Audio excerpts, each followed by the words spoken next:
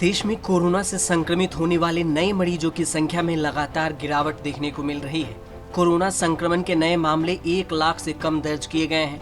कुल active case 10 lakh से कम हो गए हैं। स्वास्थ्य मंत्रालय के ताजा आंकड़ों के अनुसार पिछले 24 घंटों में 70,421 नए कोरोना केस सामने आए और 3921 संक्रमितों की जान चली गई। लेकिन अब कोरोना की तीसरी लहर को लेकर चिंता जताई जा रही है। कई राज्यों ने तीसरी लहर की तैयारियां शुरू कर दी है। भारत में कोरोना की दूसरी लहर कमजोर हुई है पर खत्म नहीं। दूसरी लहर का पीक पिछले साल सितंबर में आए पहले पीक से 4 गुना बड़ा था। दूसरी लहर में मौतें भी पिछले के मुकाबले 2 गुनी हुई। आज आपको 7 पॉइंट में बताएंगे कि कैसे कोरोना की तीसरी लहर को मात दिया जा सकता है। सबसे पहला पॉइंट, जितना ज्यादा हो सके वैक्सीन खरीदें। तीसरी लहर को मात देने के लिए केंद्र सरकार को जल्द से ज्यादा जितना संभव हो उस कीमत पर भारतीय और विदेशी वैक्सीन को खरीदना चाहिए। भारतीय कंपनियों द्वारा बनाई जा रही वैक्सीन अमेरिकी टीकों की तुलना में ज्यादा महंगा है। भले ही सरकार भारतीय वैक्सीन निर्माता कंपनियों से 75% खरीद रही है, लेकिन इसे 100% करने की आवश्यकता है। निजी अस्पतालों में भी वैक्सीन की कमी को दूर करने पर काम करना चाहिए। विदेश से अधिक मारक क्षमता वाली वैक्सीन खरीद सकें तो खरीदना चाहिए, क्योंकि जब देश का भविष्य दांव पर हो तो हम केवल भारत के कुछ वैक्सीन निर्माताओं के भरोसे नहीं रह सकते। अगर 30% भारतीय विदेशी वैक्सीन के लिए जितना भुगतान करते हैं, उससे सरकार इसके अलावे 40 करोड़ गरीबों को मुफ्त में टीका लगा सकती है। दूसरा पॉइंट, बिचौलियों को खत्म करें। राज्य सरकारें सरकारी अस्पतालों को मुफ्त में और निजी अस्पतालों या क्लिनिकों को लागत मूल्य पर टीके वितरित करें। सरकारें वैक्सीन के खरीद और संस्थानों को वितरण के दौरान अधिक मूल्य और बिचौलियों को खत्म करें। केंद्र और राज्य सरकारें दोनों पारदर्शी तरीके से वैक्सीन खरीद रहे कार्यकर्ताओं के बीच उत्कृष्ट काम करें। तीसरा पॉइंट, वैक्सीन टास्क फोर्स का गठन करना चाहिए। कोई भी टीका सरकारी या निजी अस्पताल के रेफ्रिजरेटर में 10 दिनों से अधिक नहीं रहना चाहिए। इसका मतलब ये है कि लोगों को वैक्सीन लगवाने पर जोर देना चाहिए।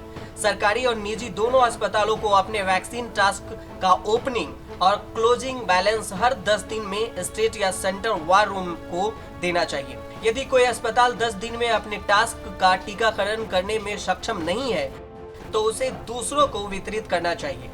यह रणनीति सरकारी अस्पतालों को भी अक्षमता और निजी अस्पतालों द्वारा टीकों की जमाखोरी को खत्म कर सकती है। चौथी पॉइंट, 7 दिन 24 घंटे टीकाकरण की सुविधाएं होनी चाहिए। टीकाकरण को आसान बनाना चाहिए। इसके लिए आपको 7 दिन और 24 घंटे की सुविधा शुरू करनी चाहिए। कोरोना को मात देने के लिए हमारे पास समय की कमी है, क्योंकि दिन पर दिन कोरोना रूप बदल रहा है। इसलिए हमें घर पर, कार के अंदर या पेड़ के नीचे टीकाकरण करने में सक्षम होना चाहिए। देश में अब भी लाखों शिक्षित नर्स बेरोजगार हैं। उन्हें कुछ हफ्तों की ट्रेनिंग देने के बाद टीकाकरण के लिए मदद लेना बेहद जरूरी है। कोलकाता में हमारी सबसे होनहार नर्सों ने यह कर भी दिखाया है। एक नर्स 1 मिनट में लगभग 7 लोगों को आसानी से और सुरक्षित रूप से टीका लगा सकती है। टीकाकरण के लिए सबसे सुरक्षित और सबसे कुशल तरीकों का पता लगाने के लिए उन पर छोड़ दें। पांचवा पॉइंट, मुफ्त टीकाकरण की सुविधाएं होनी चाहिए। राज्य सरकारें बड़े और छोटे निजी अस्पतालों और क्लिनिकों को मुफ्त टीकाकरण के लिए शामिल करें। सरकार केवल 2 से 3 लाख नर्सों को रोजगार देती है और 10 लाख से अधिक नर्सें निजी अस्पताल में काम कर रही हैं। साथ ही कोविड के बाद भी भीड़ के साथ अस्पताल टीकाकरण के लिए लगभग 5% नर्सिंग स्टाफ को ही छोड़ सकते हैं। सरकारी अस्पतालों के लिए इतने कम नर्सों के साथ 75% आबादी का टीकाकरण करना बहुत ही मुश्किल होगा। निजी संस्थान जैसे एनजीओ, छोटे शहरों में पंजीकृत नर्सिंग होम, क्लिनिकों को भी टीकाकरण में शामिल करना चाहिए। ग्रामीण इलाकों के एनजीओ द्वारा और डॉक्टरों के साथ डोर टू डोर डिलीवरी प्रणाली पर भी जोर देना जरूरी है। छठी पॉइंट, टीकाकरण सामुदायिक मामला होना चाहिए। टीकाकरण एक सामुदायिक मामला बनना बेहद जरूरी है। बेंगलुरु जैसे शहर में 21% आबादी झुग्गी बस्तियों में रहती है। यदि बेंगलुरु में 21% किसी गरीब व्यक्ति को टीका लगाने के लिए गिव इंडिया को 630 करोड़ रुपए दे सकती है, तो 20,000 करोड़ रुपए CSR फंड को या तो वैक्सीन खरीदने या गरीबों को टीका लगाने के लिए निजी क्लिनिकों को फ्री में वैक्सीन लगवाने पर खर्च किया जा सकता है। लोगों के अंदर जागरूकता पैदा करने की जरूरत है। लॉकडाउन में लोग बेरोजगार हैं और इस वजह से वैक्सीन के खर्च भी उन्हें महंगी लगती है। स्वतंत्र वैक्सीन प्रमाण पत्र अनिवार्य होना भी जरूरी है।